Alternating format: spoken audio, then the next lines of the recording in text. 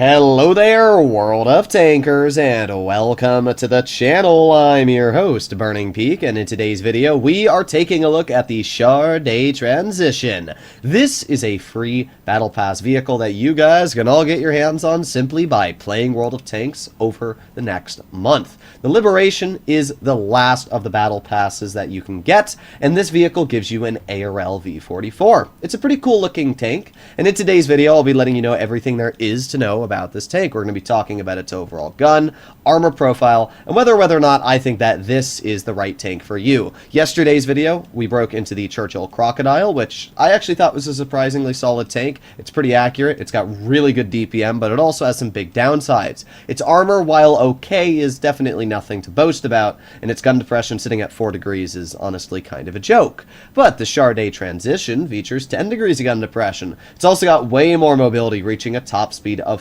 42 with a turbo, but its reverse speed, even with a bounty turbo, is only 13. I was gonna run a base turbo, but holy crap, that reverse is just so bad. I needed to put something on to make it at least a little bit better, but at least it does have a good power to weight, just really bad reverse speed. Now, its hit points wise, not nearly as much as the Churchill Crocodile. This thing's got 1300, which is actually a huge amount for tier 6. We're looking more at 1080, and that is with the same improved hardening, but at least it is still a decent amount of HP. The real strength of this vehicle is the gun. It's got 1800 DPM, which is, 400 less, actually 600 less than the Churchill Crocodile. But what it does have is pen and alpha. 240 damage per shot and 212 millimeters of standard pen. Now that is insane. And the premium has 260 mils of premium pen. I mean, you're really just not going to struggle to cut through anything in front of you. Even if it's a tier 8, you're still actually going to be able to cut through them quite effectively. When it comes to the armor of the ARL, I'm going to be honest, it's pretty lackluster. The upper plate's about 160, and even if you're loading premium like APCR, it's still only about 165. So it's not a great upper plate. You'll get bounces. I mean, if you're fully hull down, it's like 190, but it's nothing insane is what I'm saying. Especially when you realize this turret is actually larger than the normal ARL turret, and it's only about 110 to 150 at most, which means, yeah, even if you're hull down and you're hiding your hull or making it super angled, if anybody shoots at your turret, they're going to pen you like 90% of the time. The lower plate's only about 100 millimeters thick, and once again, just like the Churchill, for some reason Wargaming leaves these stupid little track link cutouts where you can just shoot right through the track. It doesn't matter what angle you're at. Essentially, if you shoot right at the track wheel, you're guaranteed going to pen this tank every single time. And it's really annoying because it takes away a lot of the armor and capabilities that these vehicles have. As I said, it's the exact same thing with the Churchill Crocodile. You can shoot it right through the track link and it will pen it every time. Personally, I do think that this is going to be a much more enjoyable vehicle than the Churchill, just because of the fact it is indeed faster, because of the fact it does have a higher alpha, more penetration, but I guess we're going to have to see. The aiming time on this tank is really bad, and its accuracy isn't anything crazy, so I guess we're gonna find out. Alright, here we are on game number 1, and we are once again on Malinovka. Yesterday I did my review on the Churchill, and we got Malinovka, and now we're in the ARL, and we got Malinovka. Interesting, that's all I can really say. I don't hate this map for somewhat mobile heavies, but I really hate it for slow heavies. Thankfully, we are running a turbo on this vehicle, so at least we have decent top speed. The only downside of running a turbo is I was also very tempted to put on V-stabs. This tank is literally crap on move. And when I mean crap, I mean it. This thing cannot hit anything for the life of it if you are driving. And even once you've stopped, it's pretty bad aiming time. 3 seconds is pretty atrocious. I was actually tempted to have a faster aiming time and worse dispersion value on my loadout, but I decided I would still stick with dispersion. Once we're sitting still and I think we've got aimed in, it won't be too bad, but as of right now, this is not an accurate vehicle by any stretch of the imagination. Now here's the interesting part. I'm the only one going up the hill. That's it. I'm literally the only person going up the hill, which is actually really disappointing. Now to be fair, the enemy team only has 3 heavies, but I guess I'm going to be holding the hill on my own for this entire battle. We're going to see how that works out. Hopefully our team does something, because right now there's literally 1, 2, 3, 4, 5, 6, 7 tanks on one dude. So I guess we'll see how that works out. Got a Churchill. Remember I said this tank has literally atrocious aiming time? Well, I wasn't kidding. We're still aiming in. Like, holy bad. We got it out. You'll also notice the after-shot dispersion is pretty atrocious, too. Alright, well, we do get the Churchill cleared, so there's that, right? Not able to hit the VK. We can see an enemy VK is making his way over here. Okay, well, at least we've done 400 damage, but yeah, I might have to take off that turbo and put on V-stabs. I mean, that's actually a joke how long it took me to aim in there. I'm not gonna lie. That's a little ridiculous. Let's see, we got the VK, and oh, looks like he might. He's very close, but oh, there you go. Nice, 250 damaging shell into the enemy VK, which is obviously pretty good. We do have support. We got a Cromwell. We have a T-34-85, so it's not like we have zero support. We're going to make our way up top the hill, see if we can do anything to the VK-30M. I'm going to ignore the EZ-8 for now. Let's get one shell into the VK-30, and let's give him a nice little love tap as well. I thought that would do a little bit more, I'm not going to lie, but it's not that big of a deal. We're going to get a nice shell into his tank. We're going to over-angle the hull so that he can't really pen me. There you go. Beautiful. So as we can see, in this type of situation here, the ARL is really, really good. We were able to get some good shots out, deal 1,500 damage, and get that enemy VK not enjoying life all too much. And now we got the E2 in front of us, the Jumbo Sherman.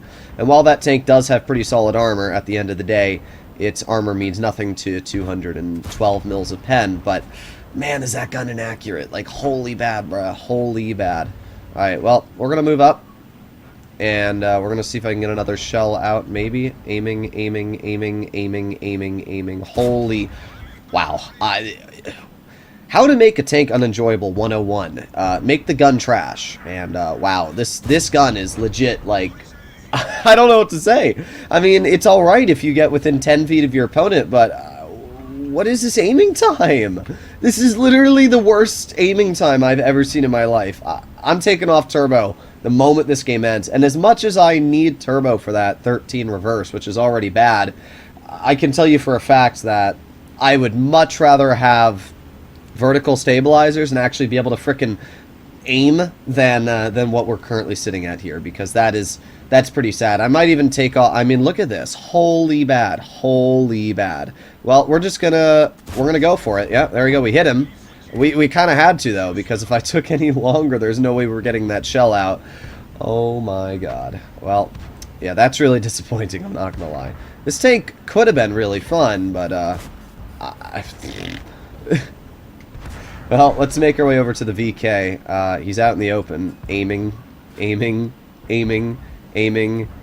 I think we're good there. There you go. We do get the shell out. It's really like a game of when should I press the fire button. That's what we're playing right now.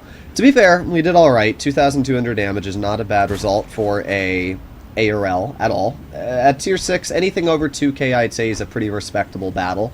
Equivalent to probably like 4k in tier 10. So I can't get all too mad. It's just... wow, this gun is legit donkey turd. I mean... look at that aiming time. It's just so bad. Well, give me a moment. Give me a moment. There you go. We got it out. I mean, maybe, you know what? I think I'm going to take off the rammer, too. I think I'm going to put on V-stabs and an aiming device, because as good as the DPM is to have on a vehicle, I mean, you don't even get to use the DPM because you can't aim in. So, yeah, I'm going to take off the rammer. I'm going to put on V-stabs and an aiming device, because... that's at least going to help me aim in a little bit faster and have better dispersion. But there you go. We got a win. Not a bad game. I mean, the armor did its job. We got bounces. We angled the hull properly. We made sure not to show the frontal track weak spot. And it worked against the VK. And that's kind of how I would expect the armor to work against tier 6s in general. This here is kind of your... I'm in a decent tank on a decent matchup. Now, if you're fighting tier 8s, yeah, you're going to be screwed. But at least against tier 6s... this was a fine battle, and I'm interested to see how we ended up doing. We got a first class, and I would expected us to have done top on the team. Yeah, I mean, nothing too crazy. We didn't get all too much XP. Interesting that our Churchill got 1,200 XP there for what he did, but I'm not going to complain. Either way, solid battle. What we're going to do now is we are going to go to our equipment. We're going to take off the gun rammer, and we are going to put on I'm personally thinking we're going to put on... Wait, can you not put V-stabs on this vehicle? Am I... Uh-oh. Alright, so we've changed our loadout a bit, and we're going to see how this ends up working. Instead of running, obviously, what we had before, which was DPM and mobility, we still have a little bit mobility. We are running a T1 experimental turbo, but we also have improved rotation mechanism and snapshot crew perk, which does cost, I think, about 10,000 credits a game, but it's going to be a big help because you can't run V-stabs, apparently, on this tank. I guess just lower tier vehicles you can't run V-stabs on. To be honest, I don't really play low tiers that much, so I wouldn't have known that. But I guess I know now. So, let's see. What do we have supporting us? Nothing. We actually have, like, nothing supporting us. We have... Oh, bruh. Oh, well. I don't know what to say. I don't even know where to go.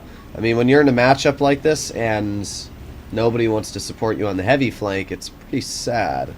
We spotted the enemy KV. We haven't been spotted ourselves, which is obviously pretty nice.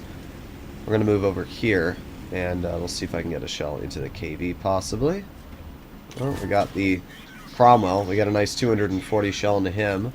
I don't really want to poke that Cromwell again, though. I'm going to be completely honest. I just don't see how we can get that shell out and beat him in that situation. KV-1S drives out in the open, and we're going to see if we can get some damage out into his tank. Let's aim it on the KV. Aiming. Even with V-stabs on, this tank still has atrociously bad aiming time. I don't know what to say. I mean, the gun on this tank, it's just really, really bad. Like, in terms of the gun handling characteristics, it's pretty sad. It's not, like, the worst, but it's definitely not good for only a 240 alpha. I mean, I guess it has a lot of pens. That kind of makes up for it, but still, it's pretty mid, especially because you can see that Cromwell's just buttering right through our armor. I'm not even sure where. It looks like the lower plate. Yeah, he hit us in the lower plate, both shots. But we got some shells out. We got the Burza on the back here, and we... Oh, no, we're not able to hit that. Got the Crusader over here. We do have that on-move buff, at least. Let's aim in, and... There you go. We hit it. Not where I aimed, but it hit him. We're at 1,000 damage at this point, which is obviously alright, I guess. Not too bad. Crusader's getting shot a little bit more. I don't think he's going to make any real aggressions here. So, I guess we'll see. We got the VK-30 on the corner here.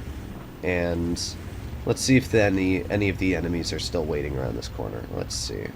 Oh, we got the T-150 right in front. There you go, nice shot. We should out-reload that T-150, I would say. So I'm going to poke him again. And let's aim in. 3, 2, 1. There you go, 200. Okay, not bad. I mean, that's half of his tank already stripped away.